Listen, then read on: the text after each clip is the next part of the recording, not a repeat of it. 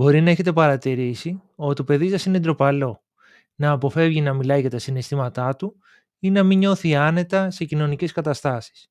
Αυτό όμως είναι απολύτως φυσιολογικό. Κάποια παιδιά είναι πιο εσωστρεφή από κάποια άλλα και χρειάζονται περισσότερο χρόνο για να εκφραστούν.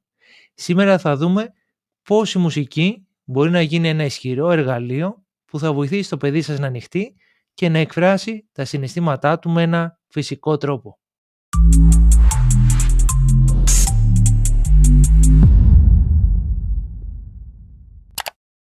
Τα εσωστρεφή παιδιά συχνά δυσκολεύονται να βρουν λέξεις για να εκφράσουν αυτό που νιώθουν.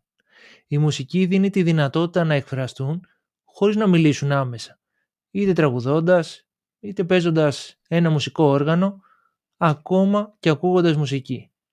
Μέσω της μουσικής ένα παιδί μπορεί να πει πράγματα που δεν μπορεί να διατυπώσει με λόγια.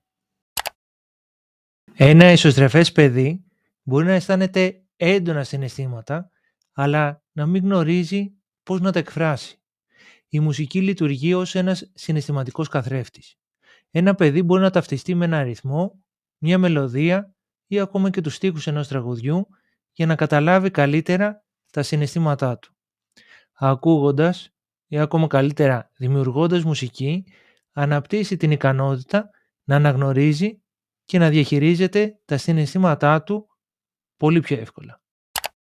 Η ενασχόληση με τη μουσική, ακόμα και σε ένα ατομικό επίπεδο, προσφέρει μια αίσθηση επιτυχίας αλλά και αυτοεκτίμησης.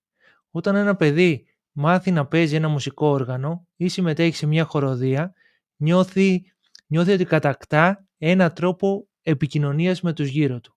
Το παιδί αποκτά σιγουριά και σταδιακά αρχίζει να εκφράζεται με μεγαλύτερη ευκολία και σε άλλες πτυχές της ζωής του. Παρόλο που ένα εσωστρεφές παιδί μπορεί να δυσκολεύεται να συμμετέχει σε μεγάλες κοινωνικές ομάδες, η μουσική μπορεί να γίνει η γέφυρα για να έρθει σε επαφή με άλλα παιδιά.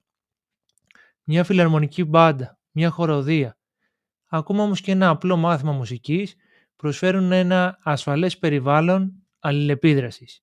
Μέσα από τη μουσική το παιδί επικοινωνεί χωρίς κάποια πίεση και σταδιακά αναπτύσσει τις κοινωνικές του δεξιότητες. Αν το παιδί σας είναι κλειστό, δοκιμάστε να εντάξετε τη μουσική στην καθημερινότητά του. Μπορείτε να του προσφέρετε τη δυνατότητα να ακούει διαφορετικά είδη μουσικής. Είναι πολύ σημαντικό. Και παρατηρήστε ποια του ταιριάζουν. Δώστε του τη δυνατότητα να μάθει ένα μουσικό όργανο που μπορεί να είναι ένα ιδανικό μέσο προσωπικής έκφρασης. Αντί όμως να το πιέζετε να μιλήσει, δοκιμάστε να το ενθαρρύνετε να εκφραστεί μέσα από το ρυθμό, τη κίνηση ή τη μουσική δημιουργία γενικότερα. Η μουσική δεν είναι απλώς μια τέχνη, αλλά ένας ισχυρός τρόπος έκφρασης που μπορεί να βοηθήσει ένα εσωστρεφές παιδί να ανοίξει τα φτερά του. Στην πραγματικότητα δημιουργεί έναν ασφαλή χώρο, του δίνει φωνή χωρίς πίεση και το βοηθά να ανακαλύψει τρόπους έκφρασης και σύνδεσης με τους γύρω του. Αν το παιδί σας είναι πιο κλειστό, δώστε του την ευκαιρία να δοκιμάσει τη μουσική. Ίσως εκεί βρει το πιο φυσικό τρόπο να επικοινωνήσει με τον κόσμο. Αν σας άρεσε αυτό το βίντεο, μην ξεχάσετε like και εγγραφή και τα λέμε στο επόμενο. Μέχρι τότε, γεια σας.